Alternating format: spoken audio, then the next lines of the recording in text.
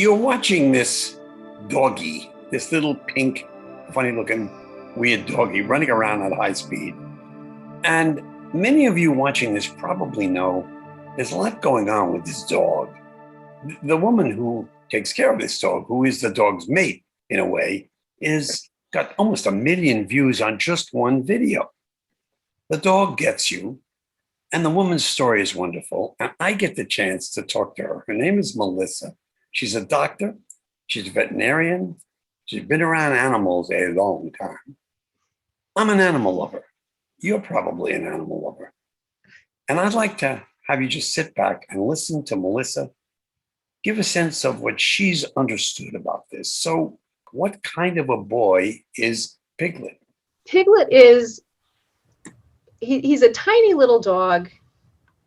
He's profoundly disabled, yet he has learned really through his own experiences over years now to really dig in. He enjoys every moment of his life. He's diligently listening and keying into changes in his environment, changes in people, who's here, who's there. It is remarkable to watch him. I had no idea what he was going to be like, actually. When he first came, I had seen plenty of deaf dogs, plenty of blind dogs, but I had never really worked with a deaf and blind dog that was born deaf and blind. I've seen old dogs, senior dogs that are deaf and blind, but not a dog like this. And what really was shocking to us is that once he started to acclimate and really get into our routines, he really planted himself and dug in so that he could relate. He didn't want to be alone. He never wants to be alone. He always wants to be part of everything that's going on around him. So he's not a dog that's laid back at all. He works really hard. He uses his sense of smell to really engage with people. He uses his sense of smell and touch to understand what's going on around him in his environment. So if he is in a new environment, he is discovering. When he's in his regular familiar environment, he's sitting on our lap, which he is sitting on my lap right now, and he is relaxed, yet he is always scanning. Unless we're in bed at night, I think with the lights up and a blanket over him, he wants to know who's coming and going. He wants to know what dogs are near him. He has a very deep personality. He's a very sensitive dog. There are times when he's not in the mood to socialize with the other dogs, and he makes that clear. He's communicative. He's really a very complicated individual where a lot of people would sort of discount him because he can't see and hear, and now he's just to be moved around and given things, yet he is the most active, the most engaging and interactive of all of our dogs, and really any dog I've had. Taking you off of there. Okay. I don't think there's any need to be able to see to get into a dishwasher. He even knows how to look at all the dishes.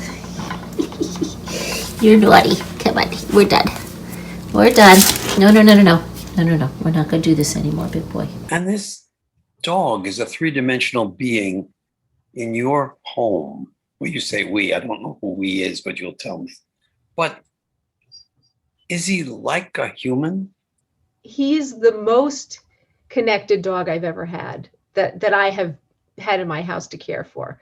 We have in our house, as you're asking, we have my husband, Warren, and me. We're the primary family to the dog, but he's very attached to us. He's very keyed into our own routines and also how we feel. Annie, Susan, Piglet, Zoe, Evie, Deanie, and Jeannie. Where all the other dogs will come in and relax, he's constantly working his nose to know what's going on around him. And when we take him places, for example, I work in the animal hospital as a veterinarian, he has friends there. And when he goes there, he has a set agenda, who he's going to meet, who he wants to see. He's very selective about, he wants to only see, he's got his list. He goes up and down he has his priority list of people. So he starts at the top. If she's not there, he goes to the next and the next and the next. And he knows who everybody is. He knows where he's going to find them within the animal hospital. He knows who's going to give him cookies, who he is going to snuggle with, who he's going to kiss. He's got, it's like a file cabinet up in his head. Are you excited, Piggy? Yeah, I missed you too. I'm a jelly bean. That's not the shirt, and this one is dirty. I know that Piglet is a star on YouTube and that you are a star in a way because you've been on TV and you've also written a book. Is that book designed to help others who have animals, who are animal lovers, or is it your story that you intended to write about what happened and how it happened to you? The book is called Piglet, The Unexpected Story of a Deafblind Pink Puppy and His Family. My whole life has been focused on taking care of animals from the time I was a little kid. Then I have all these dogs, I have kids.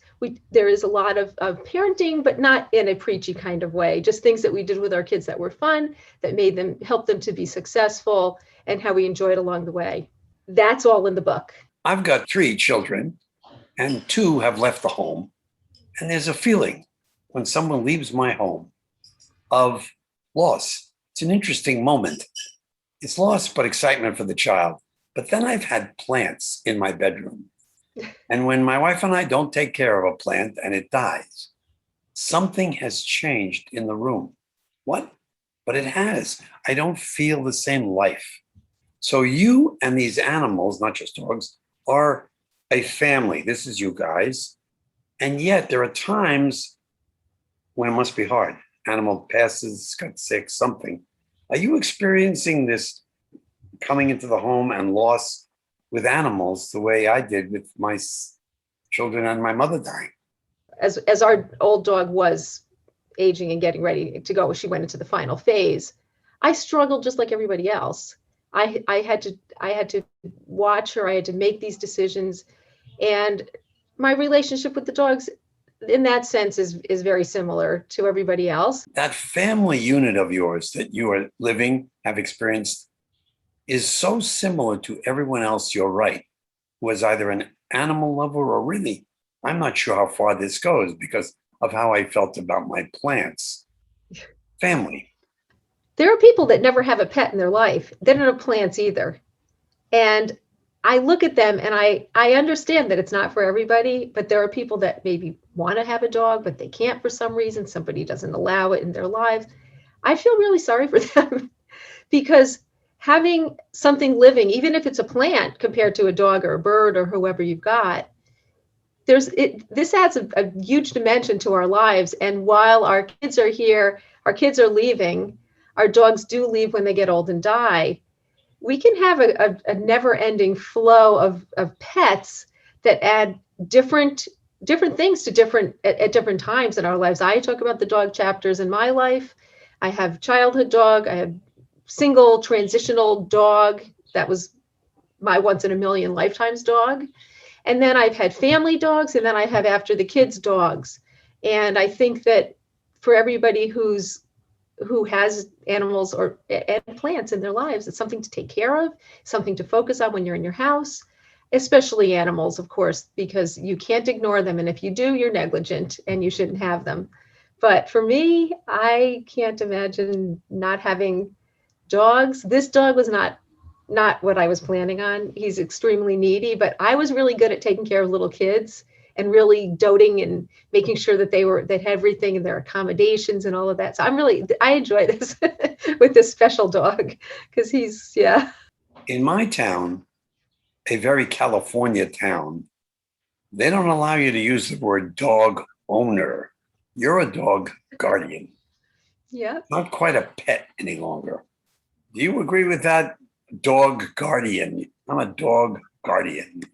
I do not own my dogs. I don't want to be called a dog owner. I am called a dog owner frequently, and it kind of gives me a little wince every time I hear someone call me that. I also, at the same time, I don't consider myself a mom to my dogs like I do to my kids. I call myself mom to them. I say, come with your mom, we're going to go out, you're coming with mommy, whatever I say, but I really don't look at them the same way as I look at my kids. It's a different feeling. It's equally as deep and emotional, but it's not the same. So I don't call myself mom to the dogs or parent to the dogs the same way, but I definitely don't call myself a dog owner. They're not owned. It seems to me, my view of life is that everything in the universe is designed to make things better. If you let the universe do its thing, if you let God, things get better. Are the dogs more positive than humans in the sense that you very rarely see a dog, you may, but I don't, that isn't friendly, that isn't willing, that isn't ready? Are they superior to us? I don't think dogs are superior to people, but if you look at them, they're certainly more accepting. I think that I actually do think there are some bad dogs. I disagree with that. There are no bad dogs. There are only bad owners. No, there are some dogs that are born with chemical imbalance that are just never going to be an easy dog for most people. Some of these dogs that have issues that they're really truly born with do better in certain environments. So I'm not suggesting that a dog that doesn't do well in one environment, that's a bad dog and that they shouldn't be given a chance elsewhere. But there are some dogs that are extremely difficult and are very hard to find a good match to live with people. That said, the majority of dogs find their place. There are, I don't know what the numbers are. Maybe you do, of how many, millions and billions of dogs there are in the world that are living with people happily. Is Piglet there? Can you hold him up? Is he around you? Is he around you? Yes, it is your mom. He smells, he's sitting on our lap. He knows who he's with, but he still smells our breath to be sure. This dog loves to be on a lap. He loves to be under a blanket. He loves to be with his people. He will do this on a Zoom call for me for an hour or more at a time. He knows the routine. He knows I'm going to sit here and he's going to sit on my lap while I'm talking to somebody on my computer. He's absolutely precious, but I'll give you. Does Piglet feel your vibration, or is the only sense smell? As far as you can tell, the fact that you're talking right now, does he sense that, do you think? I really do think, and I know that he knows, he can detect how I'm feeling. If I'm really stressed and angry or upset, he knows that versus me being relaxed. He can sense that, whether it's vibration or just maybe the way I hold him. He knows when I'm speaking to him. He can tell what's coming out of my mouth. Is it forced? Is it just gentle whispering into the side of his face to say good boy, or I love you, whatever I say to him? He knows all these things. He really truly pays attention to everything that's going on. And with experience over time, he learns what to expect from certain input. And it can be input that we are really not used to seeing dogs use.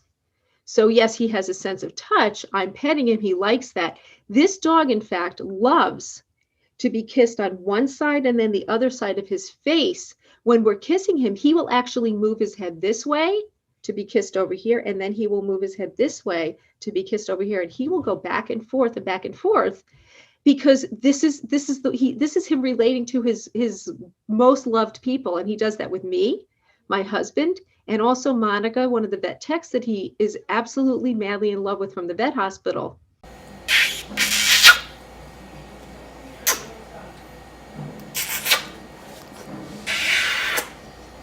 Is he generous with himself? Is he outgoing in the sense that he will give something to someone else other than the inner family and you? Piglet loves to meet people. He loves to go out and do his little, we have our Piglet Mindset educational outreach program, which is an online program. Teachers can download our educational materials. We then go and visit classrooms when we could in person, We go to events, we go to fundraisers, vet conferences, these sorts of things. When he's there, he does feel, I think he feels somewhat removed because he really does have trouble relating 100% in a relaxed way like other dogs might that can see and hear. He's a high-strung little dog. He's part Dachshund and Chihuahua. But when he goes, he has his routine, and he is a very routine-oriented dog, similar to me. He likes to meet people. He likes to smell their breath. He likes to wag his tail and carry on. He likes them to play tug with him, and then he's done, and he'll move on to the next person. Then what he really enjoys doing, though, is he loves to do his tricks. He loves to show his tap signal demo, which is what I call it. We call it the Piglet show. And then watch this. And he will actually do his tricks. He loves when I have one of our dogs with him so that they can do it together. But he will do it himself as well. He sits with his tap signals. He comes when I call to him with a little swipe under his chin. I can blow to him. I can blow my breath towards him when he's doing stay. And he does his shake and he does these things. He knows I'm talking. He knows there's a good chance I'll put him on the floor right now and he'll do his Piglet show for you. Once Piglet knew sit with a tap here and wait with a tap here, he needed to learn to come. And to teach him to come, I had a treat in my hand and I sort of lured him over to me by swiping under his chin with the food so he would follow it. And as soon as he followed it to me, he was told to sit, which he now knows to do. Come here. And soon enough, I didn't need to use the food anymore. Okay, you come back. He's going to do sit. He's going to do his down. He knows come. And he also knows shake. He has a little twisty that he does. And he really enjoys performing. So he's relating to people. He's not a pass around dog. One of the things that I do teach to the kids, and I tell adults as well, he's profoundly disabled. He's really adorable. Everyone wants to grab him and squeeze him. They want to pet him and poke at him. If you put your hands over your ears and you close your eyes and think how you would feel if you were now bombarded by people you don't know who are touching you, you might not like it. Some dogs will. There are blind and deaf dogs that are perfectly fine with all of that. They're very laid back. He's not one of them. And I teach the children to respect him as a disabled dog and to respect other kids and peers and other people in the same way. And that's part of our lesson for a Piglet mindset. In the footage you sent to me, and you can see it on YouTube, the dog's fast, run. It's almost like I got to slow it down to get normal speed. Is this dog A, irritatingly fast, B, nervous, or C, runs at some higher octane than we do? Piglet is a very, very active dog. When we were looking for a home for him, a lot of people thought that they would carry him around all the time. But in fact, he does not want to be carried around all the time. While he's sitting on my lap here now, he's good. But there are parts of the day when he becomes extremely active. He wants to race around. He plays tug. And part of the reason that he's compartmentalized that way is due to his disabilities. He can't run outside with the other dogs playing ball. He can't bring a ball back. He's not great at taking walks. He's very tiny. For him to walk down the street, he will sometimes, but he's not getting great exercise outdoors. He also has terrible allergies. So when he's in the house or out in our yard over here, he does get very active, really crazy and wild. And that makes it look like he's frenetic and really out of control, which he actually isn't. He has his moments. He loves to go to events. He's actually very calm and serious about those things. He likes to come on trips with us. He is a really amazing traveler. He goes into hotels. He'll do his crazy playing, and then he's really calm. He loves to be in his stroller. He likes to go and sniff the breeze without having to worry about meeting people, meeting other dogs, being on the ground. He has to shut off. He's a dog that needs a lot of downtime. So we use a stroller for him to allow him to calm down and recharge so he can then be active. And don't forget also, his nose is working all the time. And that takes a lot of energy, both. So he has his sensible side, he has his calm moments. He's a very relatable dog, but he isn't He's not going to sit around. He figured out once he was done being anxious when we first got him and brought him into our house, once he realized that he was going to connect, we taught him tap signals, we held him a lot. Once we did all of that and he started to learn, yes, there's going to be a routine. I don't have to worry when I'm going to eat. I don't have to worry when I'm going to go outside. She's going to do all that for me. He was able then to really engage his environment and really settle in to living a life of positivity and become a very happy dog. Where I think some of the other dogs, just like in people, they are much more taking things for granted, maybe. He doesn't do that. And he wants to be happy. He wants to be part of everything. And in order to do so, he has to work harder because he's processing his world with his sense of smell and touch versus sight and sound. He found a laundry basket and he's pulling out a towel. That's not a good idea. I'm sorry. Baby, how did you find this? What? He thinks it's a toy. He's cute. He's playing tug with nobody. That's a clean towel. He is a very positive individual in that he wants to be part of it, and he makes sure that he has figured out how to do it. And even going forward from in the very beginning where he was a beginner at it, he has become very experienced and quite skilled at his various needs in connecting. What? You went up there, now you can't get down. What happened there? Yeah, come on. Can you get down? You can do it. You jumped out. Come on. Oh, he did it. Good boy. Good boy, Piggy. Okay, these two are waiting. Zozo and Piggy Lee, and I'm going to give him his tap to wait while I go ahead and give Evie and Annie their food. And he knows, see how he knows not to take his food while he's waiting. And you can see, I just had to come over the gate. He's just gonna wait. Okay, now this is for VT. And there's Evie, okay. And Annie eats in her bed. There you go, good girl, Anna. Go ahead, Evie, go, okay. And now you, oh, Zoe didn't listen. Zoe did not listen. Okay, but if you notice, who listens the best of all is little Lily, and I'm going to tell him okay. I gave him his okay, and he waited. Very sweet. For those who think this is mean, I will beg to differ. This is good for him for self-control, and he enjoys the challenge, and he enjoys his food very much, and he can wait a minute. Piglet came into our lives. He literally stopped the works here. He made sure that I couldn't go to work right in the beginning. And he really slowed me down. I'm a pretty high energy person, and I'm very structured and routine oriented. So when he came, he really threw a wrench in everything I had been doing, going to work, taking my dogs, I have my kids and the life, you know. But in the end, over time, he has slowed me down. I'm sorry, there are dogs barking in the background. It's a doghouse. So he has slowed me down, but he's also opened up a whole new world of, as we say, accepting the unexpected, because this was all unexpected.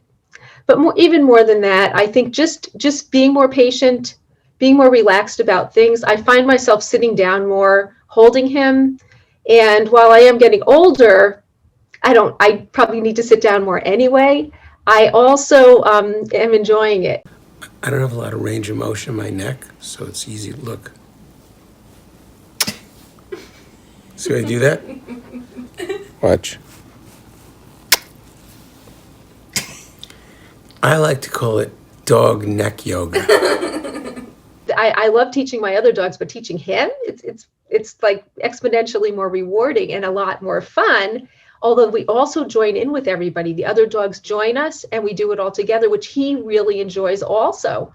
Piggy, sit.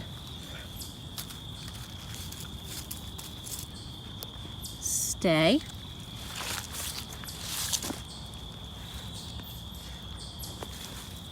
come.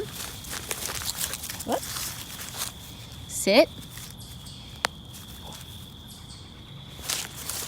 Okay. And here's his cookie. And then he runs in the house.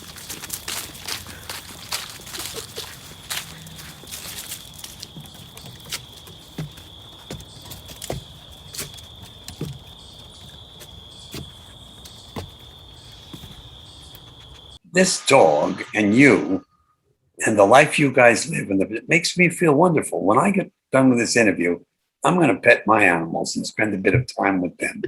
It's a very positive message. You are not alone. Piglet is a feel-good dog. Whatever it is about him, he's engaging and almost magnetic. He's got charisma that I, thankfully, have been able to tap into and present to people. But he also, there's something else that people take away from him that they use in their own lives at whatever level they meet him. They find something about him in our story that they can take and really utilize to be inspiring to them to do things that they thought they couldn't or that they want to do. Maybe they needed a little boost to go ahead and do it. And just to love animals, be more open to adopting and supporting special needs animals, dogs and cats and others with disabilities, and also transferring that into their own relationships with people. So he does all of this. But the one thing that at the very bottom of our of Piglet's mission is that he makes people smile all around the world. He puts smiles on faces all around the world, and he does it. And that is him. I am happy to be the one to support it, but he does that. And that's why I'm smiling now, because and also, I don't know if you noticed my shirt, but I show you my shirt. It's Stay Connected, and it's Piglet the Deaf Blind Pink Puppy. These are all 7 of our dogs. When I wear Piglet shirts, I feel happy. So I wear one every day, and sometimes I wear 2. And that reminds me, and people buy my shirts. I have sold over 9,000 shirts. I've raised $90,000 selling Piglet shirts, which has gone to nonprofits, dog rescues, and also our own nonprofit. And people agree with me that when they wear their shirts, they feel happy and they love to share his story, his rescue story, his really facing his challenges in a very positive way and learning to live a very positive, happy, and meaningful, productive life, which was what I had originally promised that he would do. So that is Piglet, and that is what our story is about. That's what our book is about. And I thank you so much for having us to talk about Piglet and his story and my story today.